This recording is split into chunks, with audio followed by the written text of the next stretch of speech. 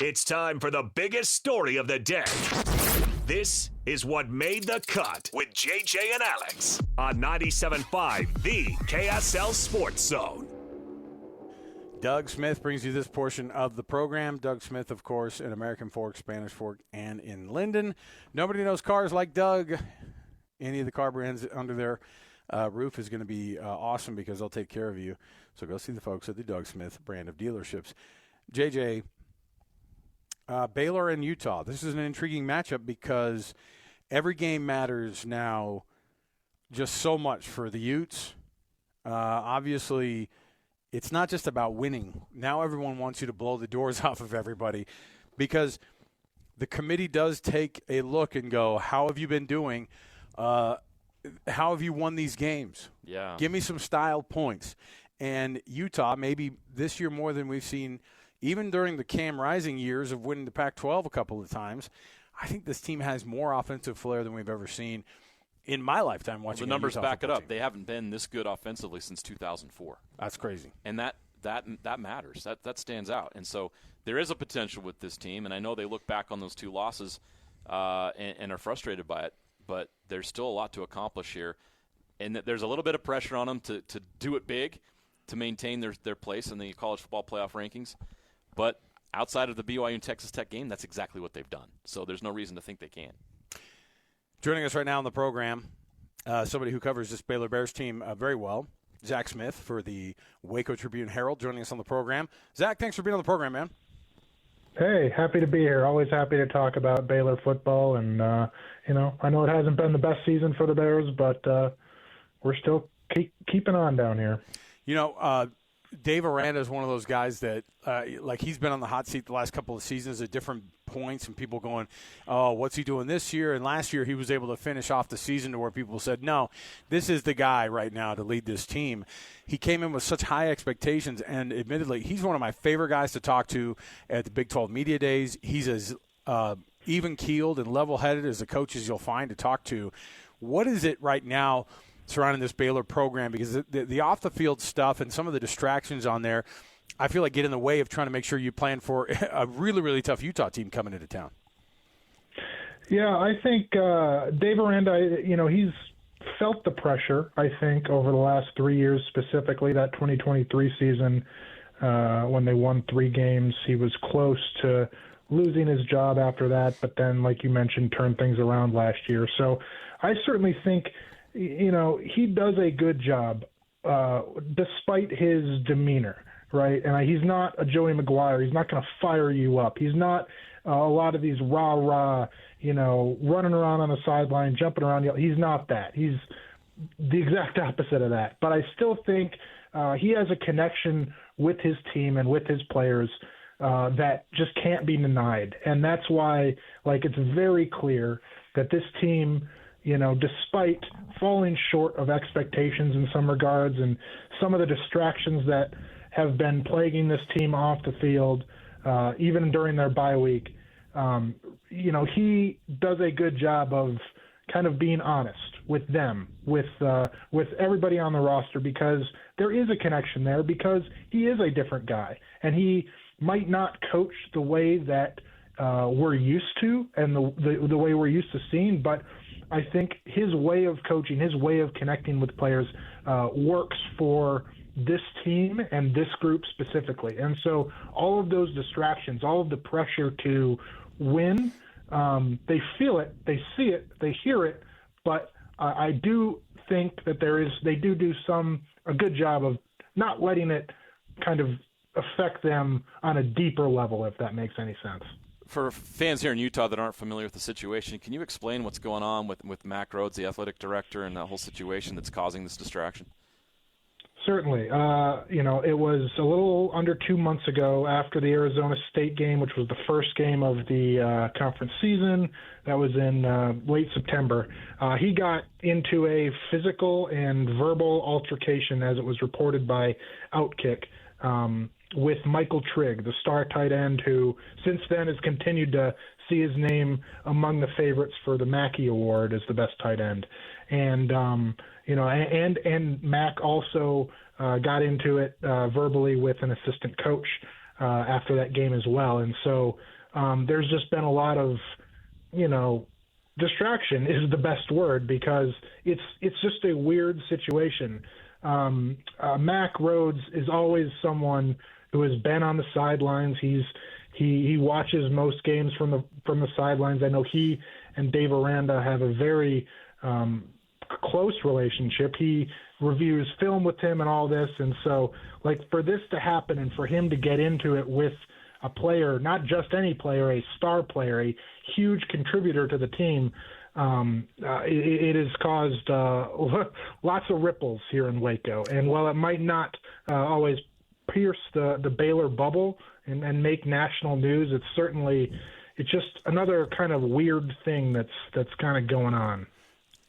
What was the nature of it? What kind of what was reported as in my mind, I'm going, look, we've had outspoken ADs here in the state of Utah before, including, Mark Harlan, who was, last year was halfway on the field and got flagged for an unsportsmanlike conduct penalty during the Utah BYU game. And we've had vocal guys before, but getting involved with practices and players and kind of being that close in front of that, what was the thing that surrounded that?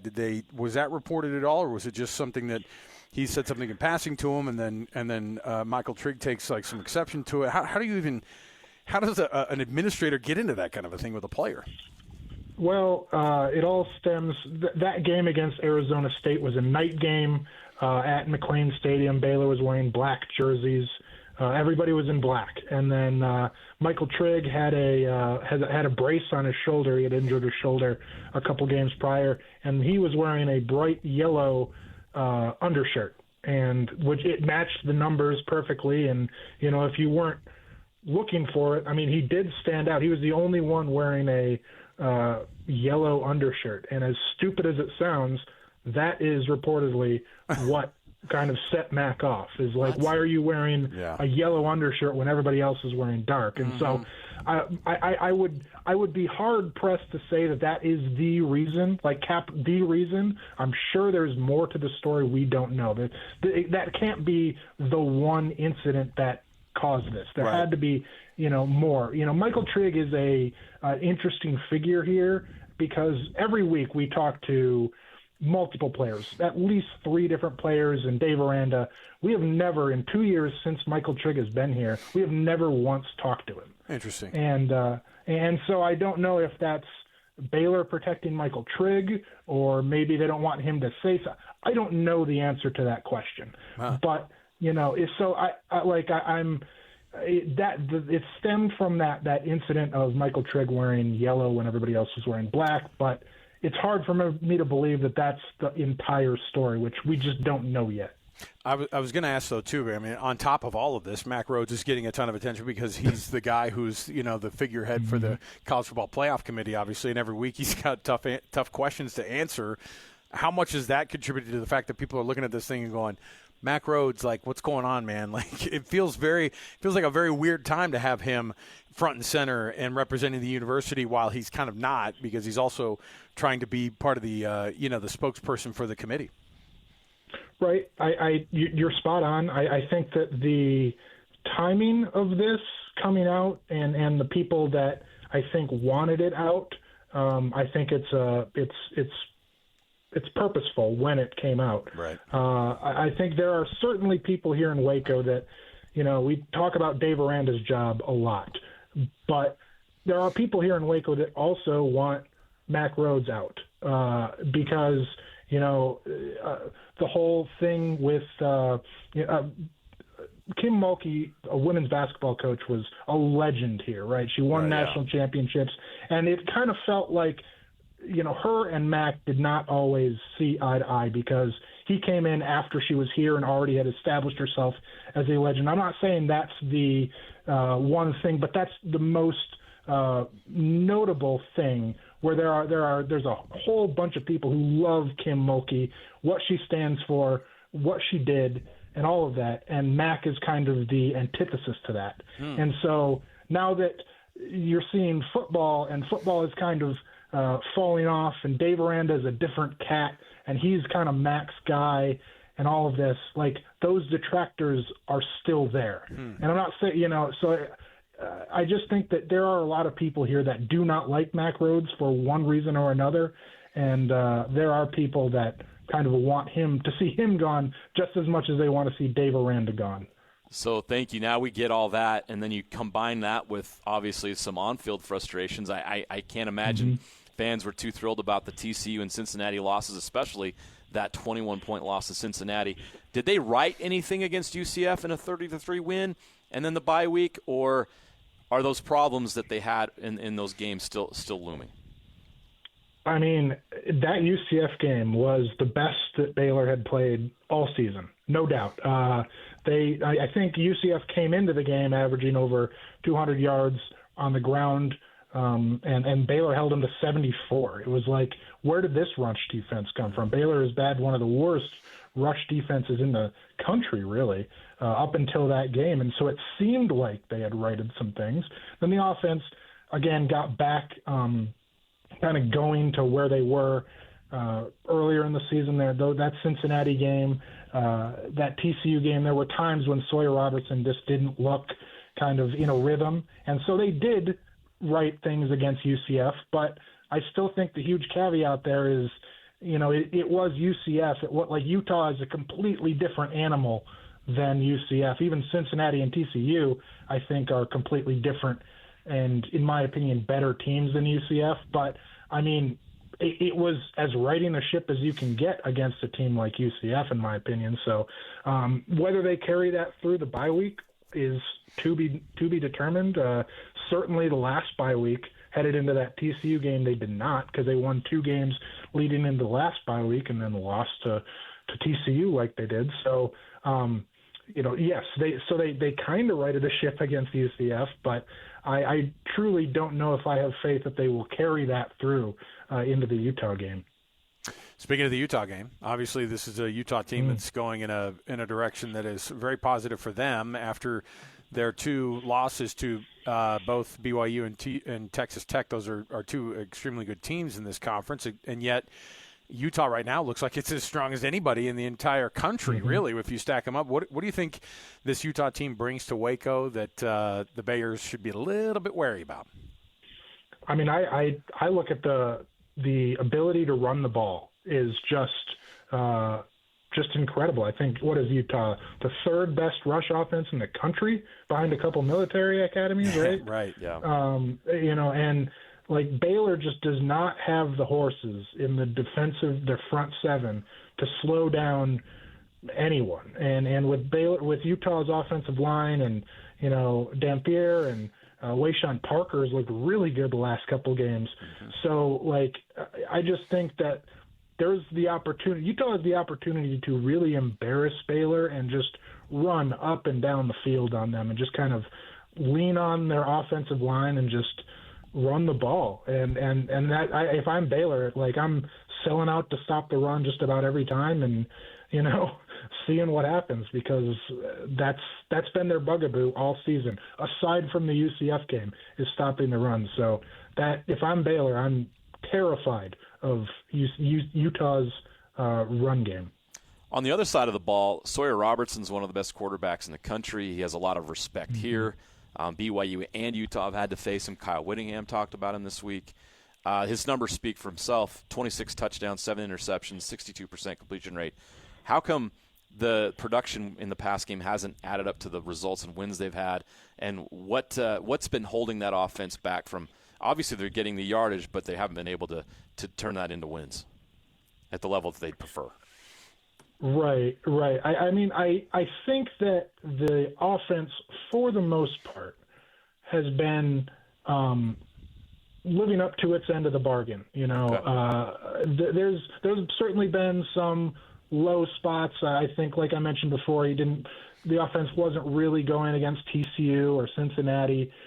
Certainly in that game against Arizona State, where that earlier in the season, it did not kind of pull its weight. But I think the offense, for the most part, has been doing its job. And Sawyer Robertson is kind of the perfect quarterback for Baylor and Jake Stavel's offensive system. And he's just the leader that everybody wants to follow. But the problem is the offense needs to be perfect almost every single game. And that's not necessarily possible. I mean, you hope it's possible, but it needs to be perfect all the time because the defense has been so bad. And so when you're getting scored on every single possession, I mean, the offense, like I said, has to be perfect. You're going for it on fourth down more than any team in the nation because you're coming from behind because you need all these points to overcome your leaky defense. And so I don't think that Baylor's problems this year stem from the offensive side of the football. It's Sawyer Robertson and all the weapons he has there, Ashton Hawkins, Josh Cameron, Michael Trigg, certainly. They've been doing their job. It's the defense that has been so just leaky that has not been doing very good. Well, it's an interesting matchup, of course, this weekend, and teams that feel like that they're headed in a different direction at this point, and yet at the same time, like Baylor is talented. I mean, they're one of these teams that have been able to buck the trend when it comes to recruiting sometimes in the state of Texas and move a lot of guys into their direction from a long-term standpoint. Where does Baylor stand in the Big 12 when it comes to being able to compete in the state of Texas in recruiting? They're, up there, right up there. I mean, certainly Texas Tech is above and beyond anybody here in the state in terms of, in the Big 12 in the state in terms of spending and recruiting. But TCU and Baylor, from what I've been told, are number 2 and 3 in the Big 12 in terms of NIL spending, and maybe in Texas here. And so, they are keeping up with the Joneses there, and they have a elite recruiter in Keenan Hall, who's their running backs coach, and they have the best recruiting class that Dave Aranda has had since he's been here, and they are just bringing in the dudes. And Central Texas and Waco as a whole doesn't have a lot of big schools, but they have some really good dudes, and they've done a really, really good job this cycle keeping those guys at home. And there's a top receiver from right down the road, London Smith, who plays for University. He is just having an elite year for his high school, leading them to their first district title since, 1952, I think. And, Baylor in the recruiting realm is, just blazing new trails that Baylor hasn't seen since the Art Briles days. It's wild, and then it's crazy because I think that you see that type of momentum, and it can all go away when you have everything with the transfer portal and how things work out. And if a coaching change happens, and if an athletic director change happens, all these things that kind of add up, and you go, how can you make sure that you keep all those dudes coming in on that pipeline? And so Zach Smith, he covers Baylor football for the Waco Tribune-Herald, and, of course, he'll be down there at McLean Stadium covering this game between Baylor and Utah this weekend. Zach, thanks so much for joining us, and we appreciate all the info. Awesome stuff, man. Thank you. Yeah, no problem. Anytime. There you go, Zach Smith.